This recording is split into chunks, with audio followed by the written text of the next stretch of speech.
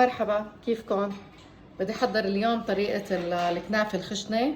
نحن بنقلها من نارين، يعني كنافة من فوق وكنافة من تحت وبيناتهم جبنة. بتقدروا تعملوها انتم كمان بالقشطة، مثل ما انتم بتحبوه. ممكن تحطوا جبن عكاوي، ممكن تخلطوا نوعين من جبن العكاوي. في جبن العكاوي التشيكي اللي هو اللي بمط، وفي جبن العكاوي البلدي اللي هو بيعطي الطعم الطيبة او الفلاحي بيقولوا له. هيدا بس تخلطوا هيدا النوعين من الجبن العكاوي مع بعض بيعطيكم طعمه ومطه حلوه للجبنه. انا رح اعملها بالجبنه الحلوه اليوم. انا جبت جبنه حلوه تركيه، ان شاء الله يكون نتيجتها كويسه. ورح اخلطها شويه موتزاريلا لحتى اعطيها المطه الخفيفه. بدكم تحلوا الجبن العكاوي اذا موجود عندكم، يعني في عندكم كتير اوبشنز لموضوع الحشوه. هون عندي نص كيلو لعجينة الكنافة. بدي احاول هلا اقطعها بالسكين بس لقطع اقدر افردها فيها. وبعدين شايفين مثلا هي مثل الجدلة بتكون، بس اقطعوها لقطع شوي كبيرة بهالشكل هيدا لحتى نقدر ننسلها. انا قطعتها لشلل. هيدي الكنافة طرية، يعني شغل فريش، جبتها من المخبز. بتيجي منها هيدي كتير مفرزة، بتكون شوي ناشفة. بدكم تستنوها لتدوب وتبخبخوا عليها شوية مي بالبخاخة. عرفتوا السبراي هذا اللي بتحطوه تبع الازاز؟ نص كيلو كنافة تقريبا بتاخد بالصينية حوالي كوب سمنة. انا استخدمت السمنة الحيواني، يفضل ما تستخدموا الزبدة بالكنافة لانه بتحرق وبتسود الكنافة وما بتعطيها لون حلو. كمية السمنة بدنا نسقي فيها هيدي العجينة ونضل نفركها فيها لحتى تتشرب الكمية. أنا مش رح أحط كوب السمنة كله. السمنة سيحوها على النار، بس لازم تكون درجة حرارة الغرفة ما تكون سخنة كتير مشان إيديكم. وحاولوا انتوا عم تفركوها مع الكنافة انه ما تحطوا الكمية كلها مرة واحدة. نزلوها بالتدريج لحتى نتأكد انه كمية السمنة ما تطلع زيادة. لا تنسوا لسه بدنا ندهن الصينية نحن من تحت بالسمنة قبل ما نفرد عليها الكنافة. الشغلة الثانية اللي بدي استعملها مع العجينة تبعيت الكنافة، السكر البودرة. بدي احط كمية صغيرة من السكر البودرة.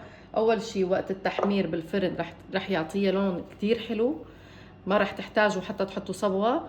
وبنفس الوقت رح يعطي القرشة الطيبة للكنافة من فوق وقت اللي بتقطعوها لتقرش معكم منيح. يعني عندي هون كمية السكر البودرة، رح وزعها. رح بلش نزل السمنة شوي شوي وافرك. رح اترك شوية سمنة تقريبا ربع الكمية رح اتركها بالطنجرة.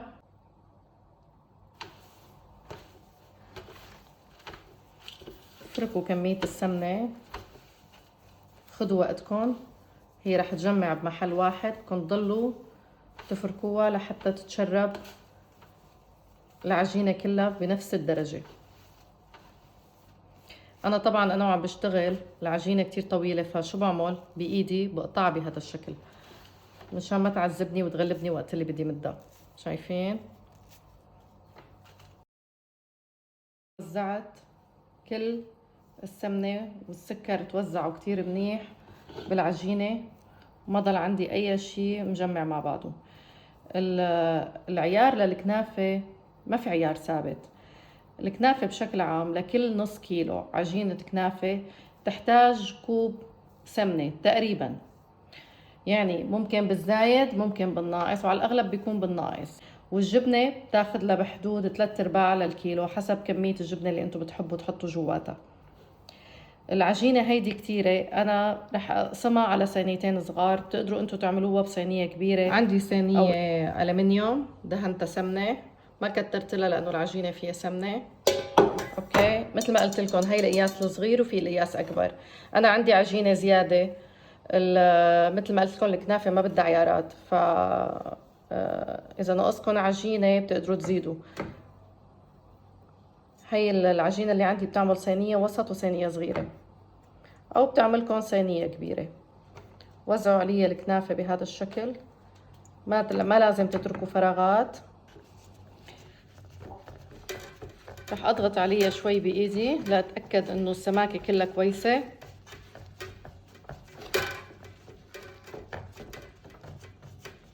نحن بنحب الطبقة الفوقانية شوي تكون مش سميكة كتير، بس يكون فيها كنافة منيح. بعدين بتضغطوا عليها بأي شي عندكم له سطح مستوي لحتى تنكبس كتير منيح. أنا رح كبسها كتير وارجع لكم. أنا عندي هون جبنة تركية حلوة خصوصي للحلويات. مثل ما قلت لكم تقدروا تجيبوا عكاوي انتوا وتقطعوه وتحلوه، بس تأكدوا انه حلي منيح بتبرشوه بهذا الشكل.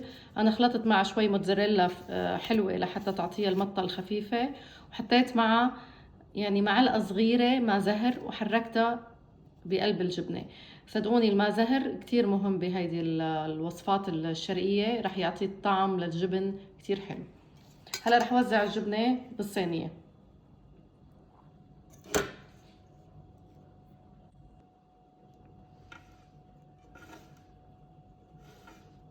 حاولوا تقربوا الجبنة بهالشكل هيدا بدون ما توصلوا كتير على الحرف، اتركوا شي سنتي بعيد. وريحة الماء زهر مع السمنة عاملة شغلها. بدي كبسها منيح بهالشكل هيدا.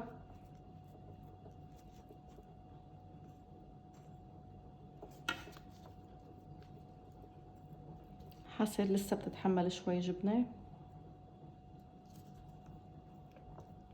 هي الجبنة بس تدوب بتختفي نوعا ما، فلهيك انتوا بتفكروا الجبنة قليلة، هي ما بتكون قليلة.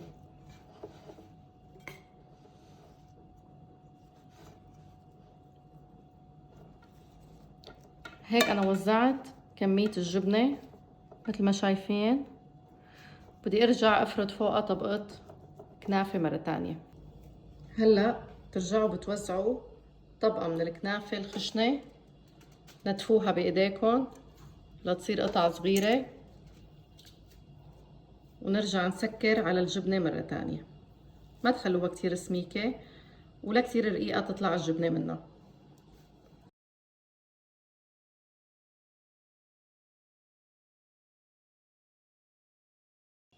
لحتى اضمن انه الصينية تبعيت الكنافة تنكبس منيح، رح احط بقلبها صينية تانية. هي الصينية مقطعينها كتير بالبيتزا نحن، وحط فوقها جاط متقل بمي. رح اتركها هيك شي نص ساعة اوكي قبل ما اخبز. رح اقلكن الطريقة الصح لخبز الكنافة. النار بتتشعل بهذا الشكل، الراس الكبير على الخفيف، وبتنحط الصينية على الطرف بحيث انه يجي نص الغاز على نص الصينية. اوكي انا رح اطفي النار مشان ما تنخبز معي، وبتضل بتتبرم بهذا الشكل بدون توقف. بدها تقريبا 10 دقايق بتضلوا هيك عم بتحركوها لحتى تتحمر من تحت وتاخد لون كامل. ساعتها بتقلبوها بصينية تانية وبترجعوا بتحمروا الطرف الثاني بنفس الطريقة لحتى يتحمروا الجهتين. هيك أصول عمل الكنافة. حطيت الفرن على 30 دقيقة وبعدين بنقرر إذا بتحتاج أكثر. هي الصينية طلعتها من الفرن، رح ورجيكم كيف تحمروا حرافة. لحد هلا أخذت بالضبط نص ساعة. اوكي بس تهزوها هيك شايفين عم تتحرك، معناتها هي اخذت لون وسوى من تحت. اللي بده يصير انه عندكم طريقتين، يا تقلبوا هاي الكنافة على صينية تانية مدهونة بشوية سمنة، هي اوريدي مشربة بالسمنة، فيا بتقلبوها على صينية تانية وبتكفوا تحميرة من الجهة التانية كمان من تحت، او بتحمروا هلا من فوق وهي الطريقة الاسهل. انا حمر عليها من فوق باعتبار انه انا حاطط لها سمنه وكل شيء اوكي، ممكن رشرش عليها شويه سمنه زياده وحمرها من فوق وبعدين بقلبها فورا بصحن التقديم. وهذا اللي انا هلا رح اعمله لانه اسهل لكم. رح رش عليها بس رشه خفيفه ودخلها على الفرن تتحمر من فوق، بعدين اقلبها بصحن التقديم. هاي الكنافه حمرتها من فوق مثل ما قلت لكم، هي كانت الاحسن انه تنقلب، بس لونها كتير حلو انتم هيك شايفينها لانه الاضاءه مش كتير منيحه، لونها اشقر. هاي رح اقرب لكم الضوء عليها، لونها اشقر بس مش محروقه. رح اقلبها هلا بالصينيه اللي بدي اقدم فيها. وهي كنافتنا رح ننزل عليه القطر علمتكم تعملوه، بس هالمرة بتعملوه بعيار تاني رح قلكن عليه. بتحطوا تقريبا كوبين سكر لكوب ونص مي، يعني بتزيدوا عيار المي مثل ما قلت لكم لحتى ما تطلع القطر كتير كثيف.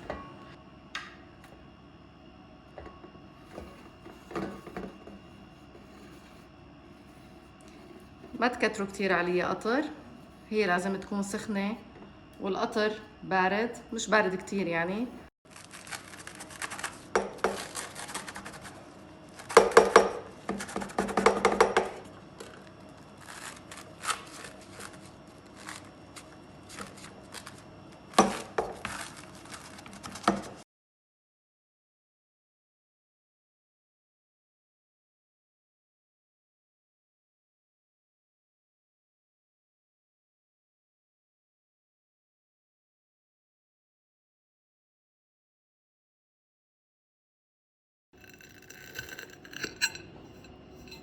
هاي الجبنة عم بتمط.